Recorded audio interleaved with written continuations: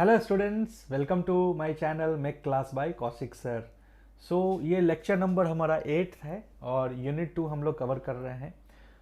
इस लेक्चर में अब हम लोग देखने वाले हैं ग्राफिकल मेथड, जिससे कि हम लोग इक्विलिब्रियम को एनालाइज कर सके। तो अभी हम लोग क्या पढ़ रहे हैं, हम लोग लामीज थ्योरम का प्रॉब्लम सॉल्व कर रहे हैं। लामीज थ्योरम से रिलेटेड जितने भी सवाल हैं वो इक्विलिब्रियम के लिए ही होते हैं। तो इक्विलिब्रियम को सॉल्व करने के लिए हम लोग दो मेथड्स अपनाते हैं, जैसा कि मैंने पहले अपने लेक्चर में बोला है कि एक है हमारा एनालिटिकल मेथड और दूसरा है हमारा ग्राफिकल मेथड। अब इस लेक्चर में हम लोग देखेंगे कि ग्राफिकल मेथड वो कौन सा है, किस तरह से हम लोग ग्राफ्स के थ्रू या लाइंस खींच के हम लोग जो है इसके लामीज थ्योरम के प्रॉब्लम को जो है हम लोग सॉल्व कर सकते हैं। तो हम यहाँ बेटर इसमें ऐड कर सकते हैं graphical method to analyse equilibrium, है ना, थ्रू लामीज थ्योरम। तो लामीज थ्योरम की मदद से हम लोग किस तरह से इसको कर सकते हैं। अब इसमें जो है दो बातें हो जाएंगी, दो लॉज जो हम लोगों ने पढ़ा था, एक law of triangle of forces और दूसरा था law of polygon of forces. तो इसको जो है हम लोग जब एनालिटिकल मेथड हम लोग जब कर रहे थे लामीज थ्योरम का, तो वो कुछ मेथड्स जो थे बहुत सिंपल थे, पर कुछ मेथड जो है काफ़ी बड़े हो जा रहे थे, टेडियस हो जा रहा था, बहुत ही ज़्यादा कॉम्प्लिकेटेड हो जा रहा था, हमें सॉल्व करने में परेशानी हो रही थी। तो कुछ चीज़ों में जो है हम लोग ग्राफिकल मेथड को प्रायोरिटी देते हैं, कुछ प्राथमिकता देते हैं कि हम लोग ग्राफिकल मेथड से उसको सॉल्व करें, ना कि एनालिटिकल मेथड से। ठीक है। अब इसमें जो है अभी मैंने बात किया law of triangle of forces की और एक law of polygon of forces की, जो ये कहता था, ट्रायंगल ऑफ फोर्सेस हमारा क्या बोलता था कि अगर दो साइड्स पे आपका फोर्स है तो तीसरा जो साइड होगा ट्रायंगल का वो रिजल्टेंट को रिप्रेजेंट करेगा और उसका डायरेक्शन जो होगा वो अपोजिट होगा। पॉलीगन में भी वही था कि अगर चार फोर्सेस लग रहे हैं चारों साइड्स पे पॉलीगन के, तो पांचवा जो साइड होगा, जो क्लोजिंग साइड होगा पॉलीगन का, वो उसका रिजल्टेंट कहलाएगा। तो अब यहाँ पे कन्वर्स की बातें हो सकती हैं। जब हम लोग ग्राफिकल सॉल्व करेंगे तो हम लोग converse of law of triangle of force को भी लेंगे और converse of law of polygon of force को भी लेंगे। यानी कि हमारा दो लॉज होगा, एक होगा converse of law of triangle of forces और दूसरा होगा converse of law of polygon of forces. तो इन दोनों की मदद से भी हम लोग क्या कर सकते हैं, अपने लामीज थ्योरम के प्रॉब्लम को ग्राफिकल सॉल्व कर सकते हैं। हम लोग इन कन्वर्स को पहले देख लेते हैं कि ये कन्वर्स क्या बोलता है, उसके बाद हम लोग एक प्रॉब्लम को सॉल्व करेंगे और देखेंगे कि कैसे ग्राफिकल मेथड से हम लोग उसको सॉल्व कर पाते हैं। ठीक है। तो सबसे पहले हम लोग इनके कन्वर्स को देख लेते हैं। ये हमारा कन्वर्स है।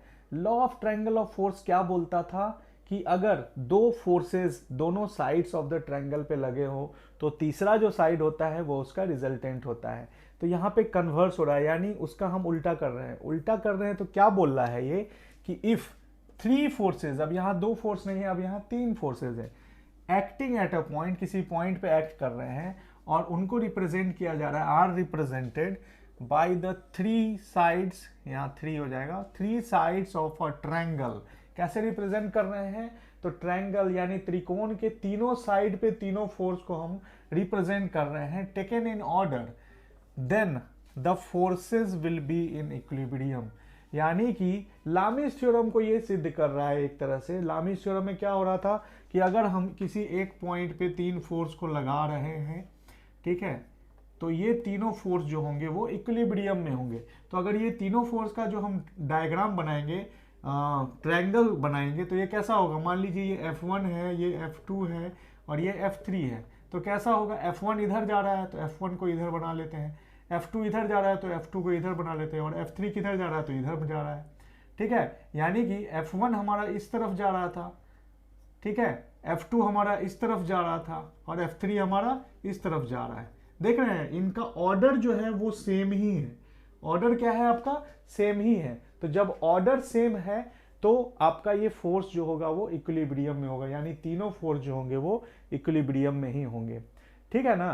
तो लामिस थ्योरम को ही ये बेसिकली सिद्ध कर रहा है। और हमारा जो पहले ट्रायंगल ऑफ फोर्स था वो क्या बोलता था कि जो थर्ड साइड होगा वो रिजल्टेंट होगा और वो जो होगा उसका डायरेक्शन अपोजिट होगा। तो यहाँ पे थर्ड साइड हमारा F3 आ रहा है, तो उसका डायरेक्शन तो अपोजिट नहीं है, डायरेक्शन अपोजिट नहीं है, फिर भी ये हमारा इक्विलिब्रियम में है। समझ रहे हैं बात को? तो बेसिकली यदि हम इसको ध्यान से देखें तो ये हमारा लामिस थ्योरम को ही प्रूव कर रहा है, क्योंकि ये law of triangle of force का कन्वर्स है, और law of triangle of force का कन्वर्स जो है वही हमारा लामिस थ्योरम कहलाता है। हालांकि इसमें पॉइंट एंगल वगैरह हम लोगों ने अभी नहीं कंसीडर किया है, बट यदि सिर्फ फोर्स की बात करें तो हम लोग इसको ग्राफिकली इस तरह से भी सॉल्व कर सकते हैं, ये ट्रायंगल डायग्राम बना करके। ठीक है। दूसरा जो केस है वो है हमारा converse of law of polygon of forces. यानी ये क्या बोलता है कि if a number of forces, यानी यहाँ पे तीन फोर्स की तो बात ही नहीं हो रही है, क्या हो रही है, नंबर ऑफ फोर्सेज, यानी बहुत सारे फोर्सेज क्या हो रहे हैं, एक्टिंग एट अ पॉइंट, किसी पॉइंट पे एक्ट कर रहे हो, are represented by the sides of a closed polygon. अगर उनको किसी क्लोज्ड पॉलीगन के साइड के आधार पे हम दिखाएं तो टेकन इन ऑर्डर, उनको भी आपको ऑर्डर में लेना है। ठीक है। Then the forces shall be in equilibrium. ठीक है। अब ये फोर्सेज क्या होंगे, ये भी इक्विलिब्रियम में होंगे। तो हम लोग यहाँ पे पॉलीगन की बात करते हैं। मान लीजिए किसी पॉइंट पे 5 फोर्स एक्ट कर रहा है, 1 2 3 4 और 5। हम यहाँ लिख देते हैं F1, ये लिख देते हैं F2, इसको लिख देते हैं F3, F4, F5। ठीक है। अब ये 5 फोर्स हम लोगों ने बना लिया, जैसे पॉलीगन की बात हो रही है तो 5 फोर्स बना लिया। अब इन पांचों फोर्स का जो हम ट्रायंगल डायग्राम बनाएंगे वो कैसा होगा, देखिए F1 इधर गया, फिर F2 इधर गया, फिर F3 इधर जा रहा है तो F3 इधर बनाएंगे, F4 नीचे जा रहा है तो F4 नीचे बनाएंगे,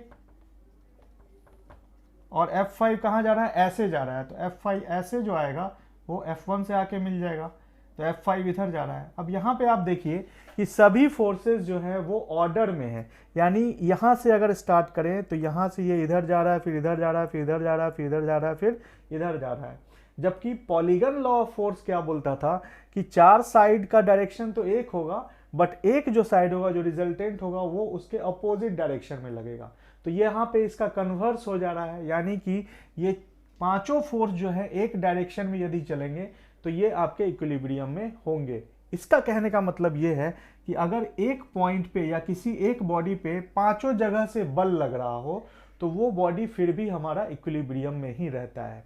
समझ गए बात को? यहां भी वही चीज थी, यहां 3 जगह से फोर्स लगा रहे थे तो फिर भी बॉडी आपकी इक्विलिब्रियम में रहती है। तो दोनों केसेस में हमारा इक्विलिब्रियम में बॉडी रह सकता है। ठीक है।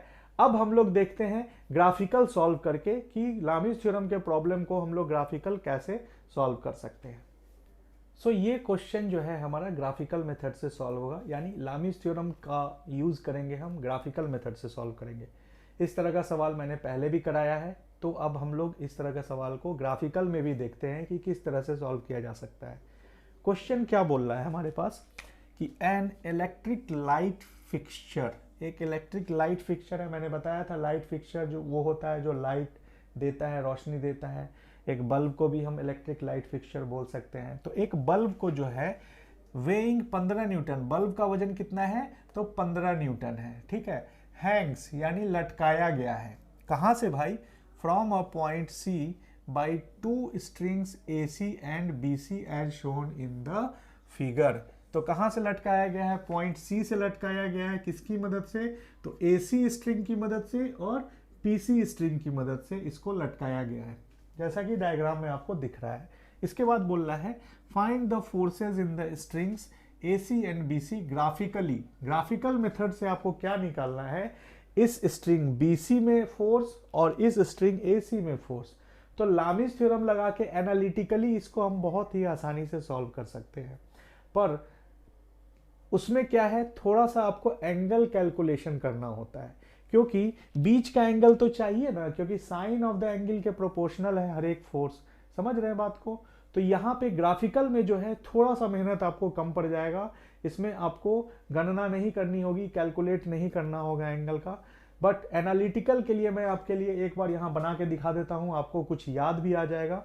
तो हम लोग क्या करते हैं, इसका एक नॉर्मल फ्री बॉडी डायग्राम या स्पेस डायग्राम ड्रॉ करते हैं सबसे पहले। तो हम लोग क्या करेंगे, सॉल्यूशन में लिखेंगे पहले कि स्पेस डायग्राम क्या होगा। सो स्पेस डायग्राम बनाने के लिए हम क्या करेंगे, सिर्फ फोर्स को दिखाएंगे, यानी एक पॉइंट लेंगे हम यहाँ पे, ठीक है, और इस पॉइंट से हम सिर्फ फोर्स को दिखाएंगे, यानी सी से नीचे की ओर फोर्स जा रहा है तो फोर्स हमारा कितना हो जाएगा, ये 15 न्यूटन का हो जाएगा। एक फोर्स एसी पे लग रहा है तो ये फोर्स हमारा हो जाएगा टी एसी, हम बोल देते हैं टी एसी, यानी टेंशन इन एसी, या एफ एसी भी बोल सकते हैं, फोर्स इन एसी। दूसरा फोर्स जो है बीसी में लगेगा, वो कहाँ जा रहा है, वो कुछ इस तरह का जा रहा है, तो हम यहाँ लिख सकते हैं टी बी सी।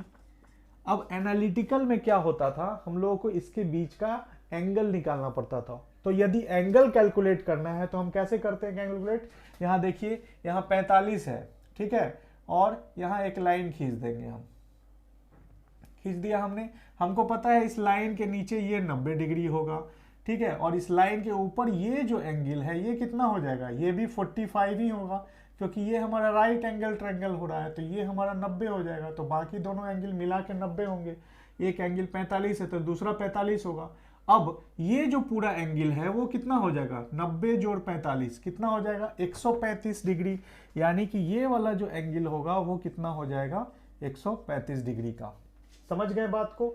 दूसरा जो एंगल होगा वो हमारा ये वाला एंगल होगा, तो हमको पता है यहाँ से यहाँ तक 90 है, और यहाँ से यहाँ तक कितना होगा भाई, तो ये 60 डिग्री है। अब 60 के बिल्कुल विपरीत, चूंकि ये लाइन और ये लाइन दोनों पैरेलल लाइंस हैं, तो ये अगर एंगल 60 होगा तो ये एंगल भी 60 होगा, ठीक है, ये एंगल भी 60 होगा, ये वाला एंगल, और ये वाला ऑलरेडी 90 है, तो टोटल एंगल कितना हो गया, 90 जोड़ 60 कितना हो गया, 150 डिग्री एंगल, यानी ये हो गया 135, ये हो गया 150, जो 360 में से अब तीनों इन दोनों को घटाएंगे तो ये एंगल कितना आएगा, तो देखिए इसको जोड़ करके ये हो गया 285, बचा 15 और उधर बचा 60, टोटल कितना हो गया 75 डिग्री, तो ये एंगल आ गया आपको 75 डिग्री का।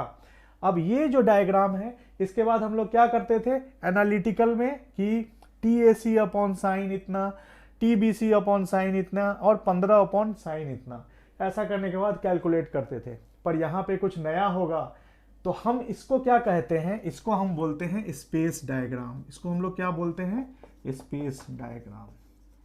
सबसे पहले आप इसको बना लीजिए, ठीक है, इसको आपने बना लिया।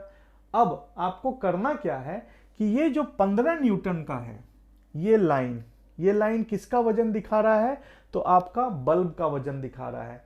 तो हम क्या करेंगे, कुछ नहीं करेंगे, 15 न्यूटन का एक स्केलिंग कर लेंगे, यानी कि हम लोग के पास जो स्केल है, मैं आपको स्केल दिखाता हूं, ये जो हमारे पास स्केल है, ये एक स्केल पे आपका ऊपर में जो है सेंटीमीटर बना हुआ है, तो हम ऐसा बोल सकते हैं कि 15 सेंटीमीटर बराबर 15 न्यूटन ले सकते हैं। तो हम यहां पे स्केल लिख लेंगे, टेक स्केल 15 न्यूटन बराबर 15 सेंटीमीटर, तो 1 न्यूटन बराबर कितना हो जाएगा, 1 सेंटीमीटर हो जाएगा, ठीक है, 1 न्यूटन बराबर कितना हो जाएगा, 1 सेंटीमीटर हो जाएगा। तो हम लोग जो है ग्राफ से इसको कैसे सॉल्व करते हैं उसको देख लेते हैं। तो क्या करेंगे, ग्राफ से सॉल्व करने के लिए जब हमने लिया है 1 न्यूटन बराबर 1 सेंटीमीटर, तो 15 न्यूटन बराबर 15 सेंटीमीटर, यानी एक पॉइंट लेंगे हम, पॉइंट P, ऐसे ही पॉइंट P हमने लिया, ठीक है। अब इस पॉइंट P से हम क्या करेंगे कि एक लाइन खींचेंगे जो कि 15 सेंटीमीटर का होगा और बिल्कुल इस लाइन के पैरेलल होगा। क्या होगा, 15 सेंटीमीटर का होगा और इस लाइन के बिल्कुल पैरेलल होगा। तो अगर इस लाइन के पैरेलल होगा तो कुछ इस तरह का बनेगा, देखिए ये कुछ इस तरह का बनेगा।